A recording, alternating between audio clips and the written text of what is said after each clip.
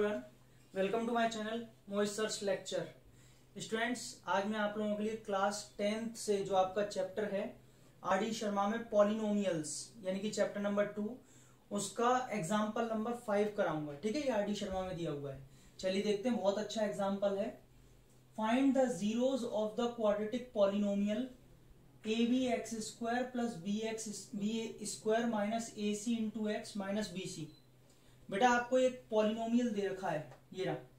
आपको क्या करना है, इसके जीरोज फाइंड आउट करने हैं and verify the relationship between the zeros and it's coefficients. और इसके जीरोज और कोफिशिएंट्स के बीच में रिलेशनशिप वेरीफाई करना है। ठीक है, तो चलिए स्टार्ट करते हैं। देखिए स्टूडेंट्स, मैंने आपको पहले भी बताया है कि कभी भी आपको किसी पॉलिनोमियल के अगर जीरोज निकालने हैं तो आप उस पॉलिनोमियल को जीरो के इक्वल रख दीजिए। तो हम क्या करेंगे, हम पॉलिनोमियल px को जीरो के इक्वल रख देंगे। ठीक है, चलिए पॉलिनोमियल क्या है, ab(x² + b² minus ac into x minus bc is equal to 0। ठीक है बच्चों, बेटा देखो वैसे तो हम मिडिल टर्म स्प्लिटिंग करते हैं, सबको पता है क्वाड्रेटिक पॉलिनोमियल है तो मिडिल टर्म स्प्लिटिंग करते हैं। लेकिन इसमें आपको मिडिल टर्म स्प्लिटिंग करने की जरूरत नहीं है, बिकॉज इसमें पहले से ही 4 टर्म दिए हुए हैं। आप कहेंगे सर कैसे, देखिए थोड़ा ध्यान से आप b² का x में मल्टीप्लाई कर लीजिए, ac का x में मल्टीप्लाई कर लीजिए।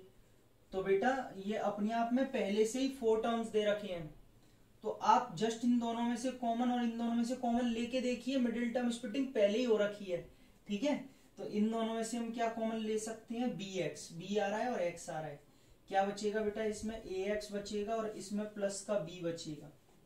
इन दोनों में से क्या कॉमन ले सकते हैं, c, ax बचेगा, लेकिन बच्चों में माइनस की जगह प्लस बचेगा।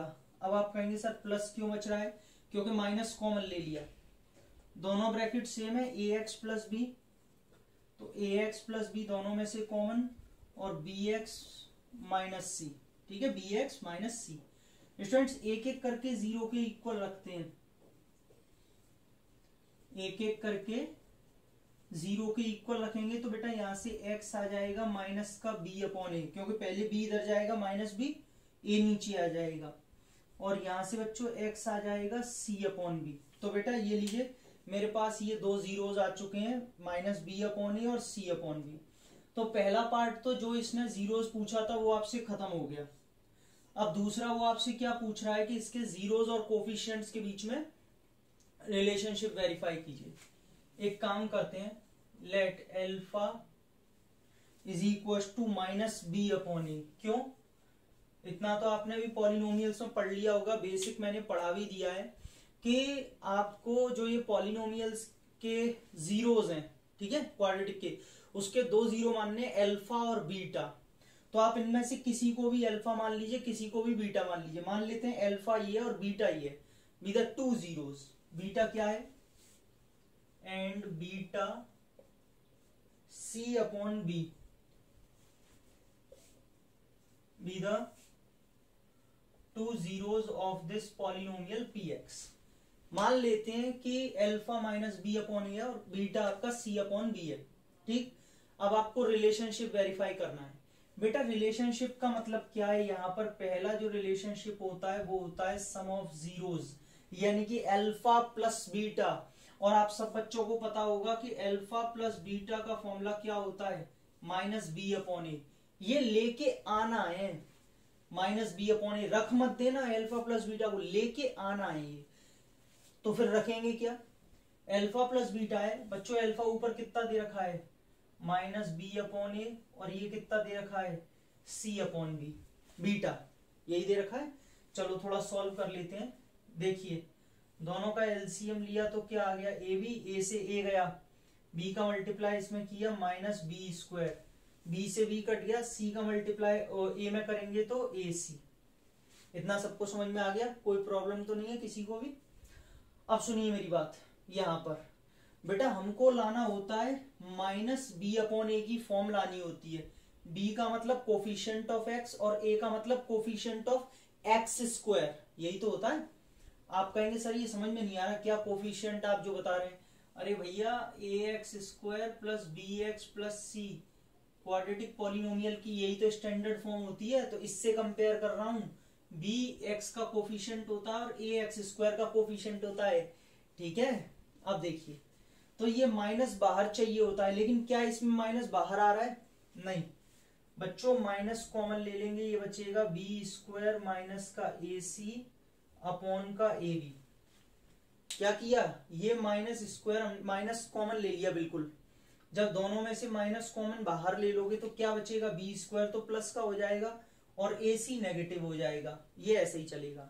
अब थोड़ा ध्यान से देखिए, ये माइनस तो माइनस रहा, लेकिन बेटा इसको ध्यान से देखो, b² माइनस ac पूरा का पूरा यहाँ पर क्या है, ये पॉलिनोमियल में b² माइनस ac क्या है, x का कोफिशिएंट है, जिसको हम क्या बोलते हैं, x के कोफिशिएंट को b, यानी कि अगर ये कंपेयर किया है तो b हो गया। और यहाँ पे देखिए ये x² का कोफिशिएंट क्या है, ab, तो बेटा ab की जगह हम क्या ले लेंगे, a।